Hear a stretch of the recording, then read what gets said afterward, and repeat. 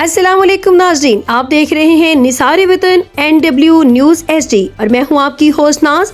और अब चलते हैं आज की अहम खबरों की तरफ। खबर शामिल कहते हैं शफीक अहमद मुगल की रिपोर्ट के मुताबिक रहीम यार खान के रिहायशी कामरान महमूद ने वज़ीर आला पंजाब मरीम नवाज शरीफ की जानब से डायलिसिस के मरीजों के लिए फराहम की गई मुफ्त इलाज की सहूलत को गरीब और नादार अफराद के लिए एक बड़ा रिलीफ करार दिया। कामरान महमूद का कहना है कि वो गुज़श्ता 6 साल से डायलिसिस करवा रहे हैं, ताम हर बार इलाज के भारी खर्चात बर्दाश्त करना उनके लिए इंतहाई मुश्किल रहा। उन्होंने बताया कि महदूद वसाइल के बायस इलाज का तसलसल बरकरार रखना एक बड़ा चैलेंज बन चुका था, मगर पंजाब हुकूमत की नई पॉलिसी के तहत मुफ्त डायलिसिस की सहूलत मिलने से उन्हें जिंदगी की नई उम्मीद मिली है।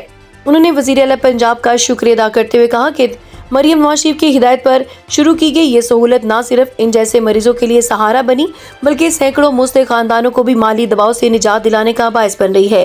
इलाका मकीनों और मरीजों ने हुकूमत पंजाब के इस इकदाम को सराहा। सुनिए कामरान महमूद की ज़बानी। मेरा नाम कामरान महमूद है और मैं रहीम यार खान का रिहायशी हूँ।